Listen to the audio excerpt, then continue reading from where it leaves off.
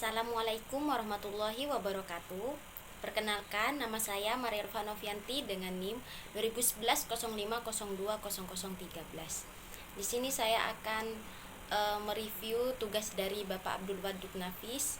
Ada 3 materi. Yang pertama yaitu pengantar ilmu ekonomi makro, yang kedua ada konsep dasar ekonomi Islam, dan yang terakhir yaitu perhitungan pendapatan nasional.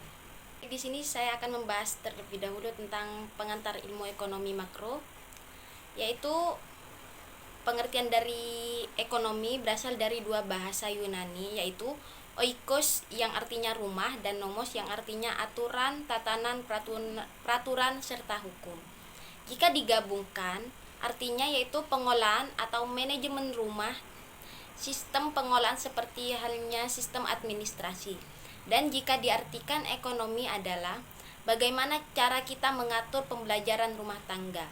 Adapun definisi ilmu ekonomi yaitu ilmu yang mempelajari tingkah laku manusia dalam usahanya untuk mengolah semua sumber daya yang memiliki batasan penggunaan untuk mencapai sebuah tujuan tertentu. Nah, ekonomi dibagi menjadi 3, yaitu ekonomi deskriptif, ekonomi terapan, dan ekonomi teori. Ekonomi deskriptif yaitu suatu kajian yang menjelaskan dengan apa adanya tentang kehidupan ekonomi di suatu daerah atau negara pada masa tertentu.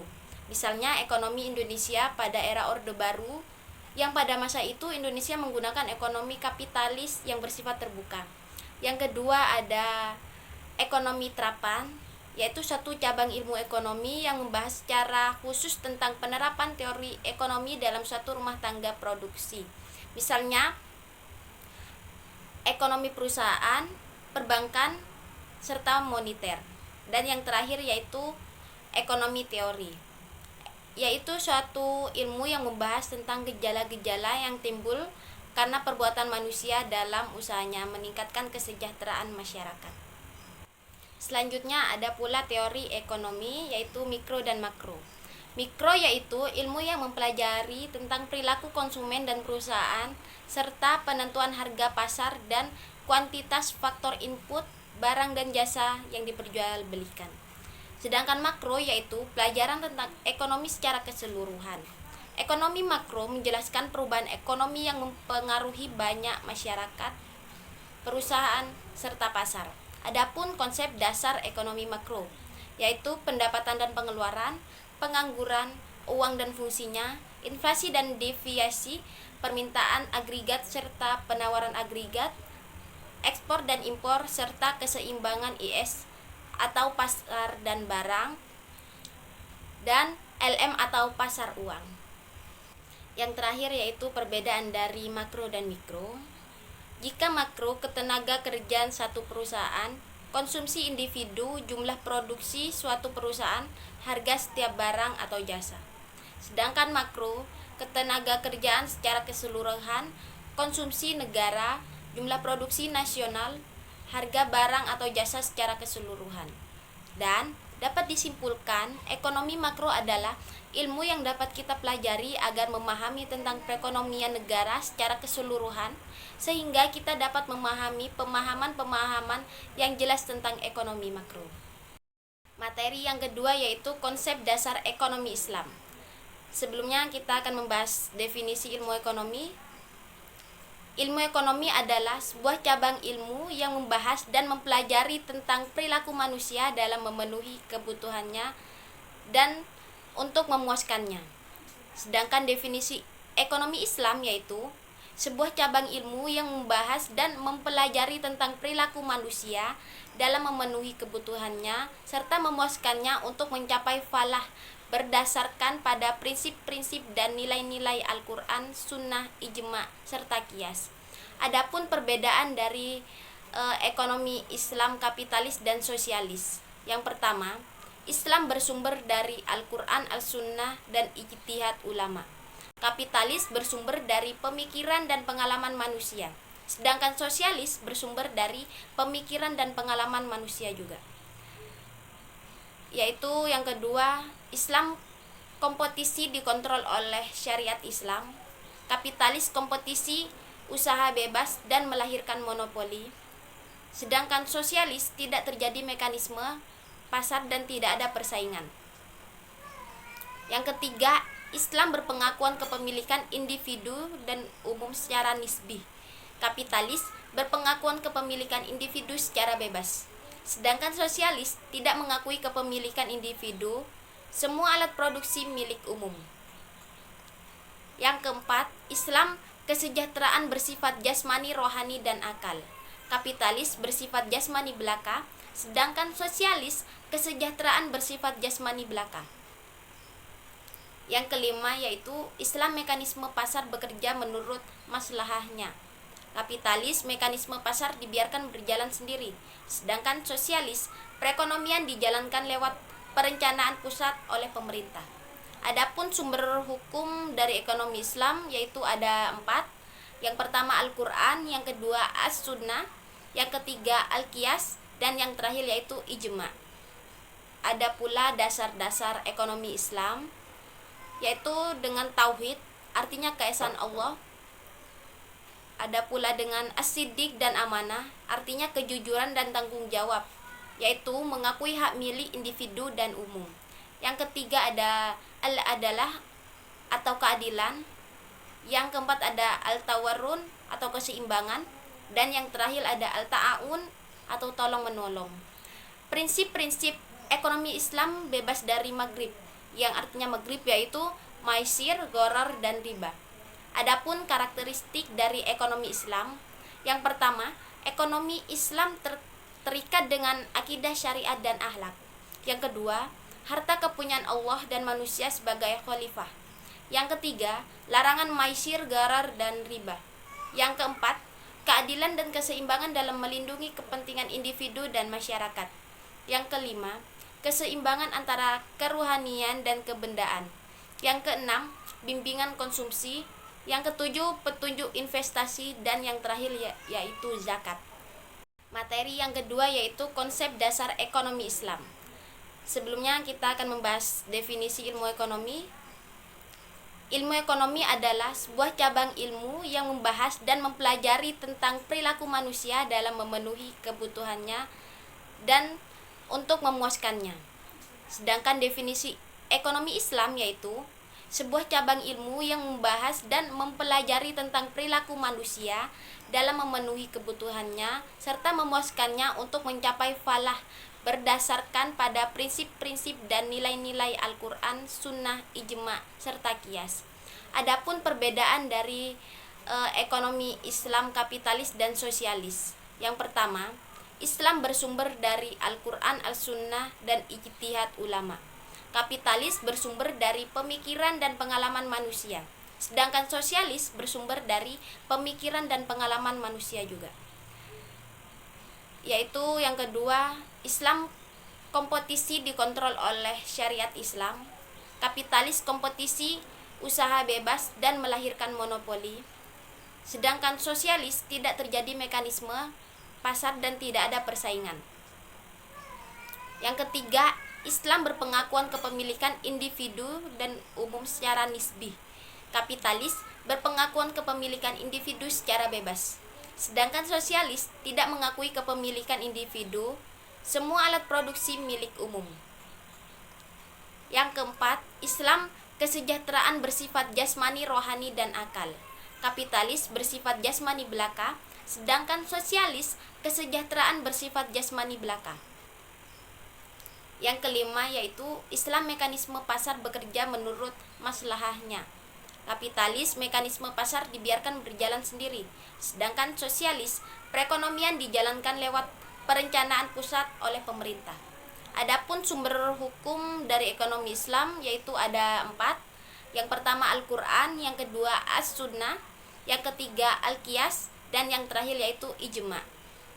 Ada pula dasar-dasar ekonomi Islam yaitu dengan tauhid, artinya keesaan Allah. Ada pula dengan as-siddiq dan amanah, artinya kejujuran dan tanggung jawab, yaitu mengakui hak milik individu dan umum. Yang ketiga ada al-adalah atau keadilan. Yang keempat ada al-tawarrun atau keseimbangan, dan yang terakhir ada al-ta'awun atau tolong-menolong. Prinsip-prinsip ekonomi Islam bebas dari maghrib, yang artinya maghrib yaitu maisir, gharar, dan riba. Adapun karakteristik dari ekonomi Islam, yang pertama, ekonomi Islam terikat dengan akidah syariat dan akhlak. Yang kedua, harta kepunyaan Allah dan manusia sebagai khalifah. Yang ketiga, larangan maisir, gharar, dan riba. Yang keempat, keadilan dan keseimbangan dalam melindungi kepentingan individu dan masyarakat. Yang kelima, keseimbangan antara keruhanian dan kebendaan. Yang keenam, bimbingan konsumsi. Yang ketujuh, petunjuk investasi. Dan yang terakhir yaitu zakat. Materi yang ketiga yaitu perhitungan pendapatan nasional. Nah, pendapatan nasional sendiri pengertiannya yaitu suatu nilai total output akhir suatu negara dari semua barang dan jasa yang diproduksi dalam setahun. Konsep dari pendapatan nasional yaitu ada produk domestik bruto atau GDP, ada produk nasional bruto atau GNP, ada produk nasional neto atau NNP, ada pendapatan nasional neto atau NNI, ada juga pendapatan perseorangan atau PI, dan yang terakhir yaitu pendapatan yang siap dibelanjakan.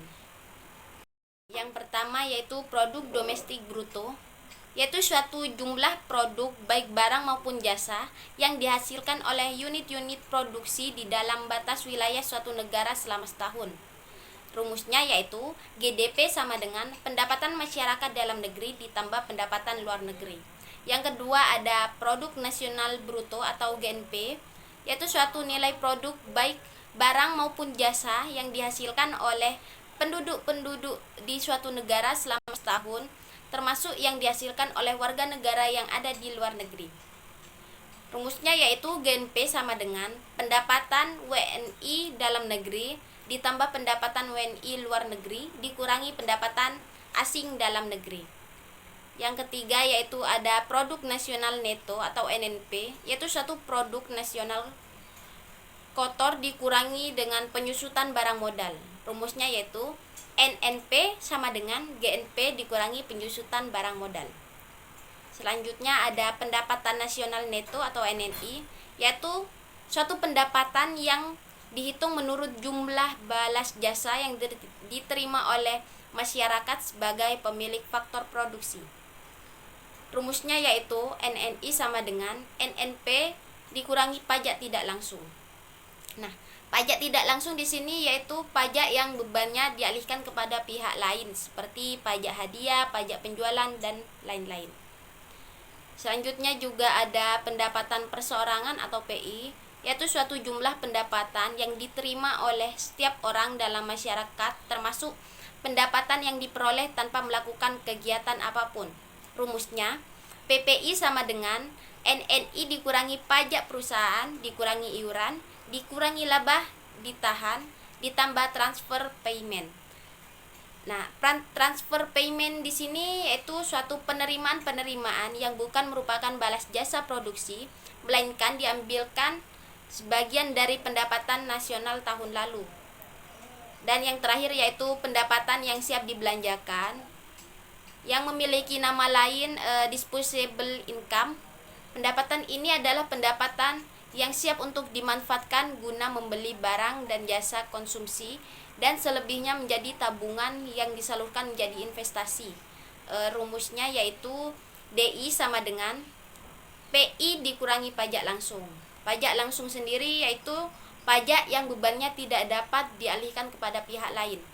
Adapun manfaat dari perhitungan pendapatan nasional, yang pertama untuk mengetahui tingkat kemakmuran suatu negara, yang kedua mengevaluasi kinerja perekonomian dalam skala tertentu, yang ketiga mengukur perubahan perekonomian suatu negara secara berkala, yang keempat memudahkan dalam membandingkan kinerja ekonomi dari setiap sektor, yang kelima sebagai indikator kualitas hidup masyarakat di suatu negara, yang keenam sebagai indikator perbandingan kinerja antar negara, yang ketujuh sebagai indikator perbandingan kualitas standar hidup antar negara, yang kedelapan sebagai indikator dan perbandingan tingkat pertumbuhan ekonomi dari waktu ke waktu, Dan yang terakhir sebagai indikator dan perbandingan pertumbuhan ekonomi dan kekayaan dari suatu negara.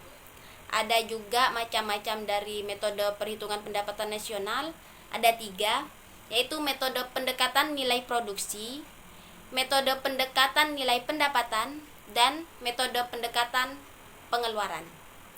Yang pertama, metode pendekatan nilai produksi, yaitu menjumlahkan barang atau jasa yang diproduksi oleh seluruh usaha, baik itu BUMN maupun UMKM pada suatu negara dalam waktu setahun. Rumusnya, Y sama dengan dalam kurung PI kali Q1 tutup kurung ditambah buka kurung P2 ditambah Q2 tutup kurung ditambah buka kurung P3 ditambah Q3 tutup kurung dan seterusnya ditambah buka kurung PNQQN tutup kurung. Yang keterangannya yaitu Y sama dengan pendapatan nasional, Q1 yaitu jenis barang ke 1, Qn yaitu jenis barang ke N, P1 merupakan harga barang ke 1 dan Pn adalah harga barang ke N. Ada juga yaitu metode pendekatan pendapatan, yaitu dengan menghitung jumlah pendapatan dari berbagai faktor produksi yang memberi sumbangan terhadap proses produksi. Rumusnya Y sama dengan W ditambah R tambah I tambah P. Keterangannya yaitu Y sama dengan pendapatan nasional, W artinya upah atau gaji, R artinya sewa, I artinya interest, dan P yaitu keuntungan. Dan yang terakhir yaitu metode pendekatan pengeluaran, yaitu menjumlahkan semua pengeluaran dari rumah tangga, perusahaan, pemerintah, serta masyarakat pada periode tertentu. Rumusnya yaitu Y sama dengan C ditambah I ditambah G ditambah buka kurung X min M tutup kurung. Keterangannya yaitu pendapatan nasional yaitu rumusnya Y, X ekspor, M itu impor, C itu konsumsi rumah tangga, I investasi, G adalah pengeluaran pemerintah.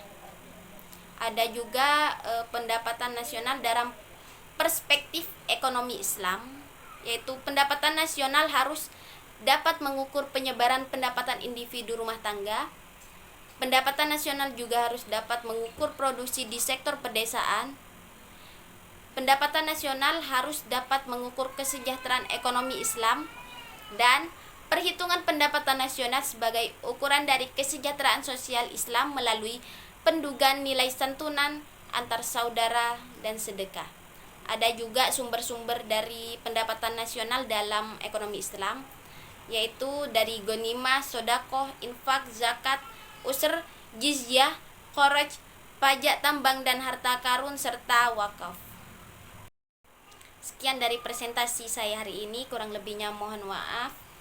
Wabillahi taufik wal hidayah. Wassalamualaikum warahmatullahi wabarakatuh.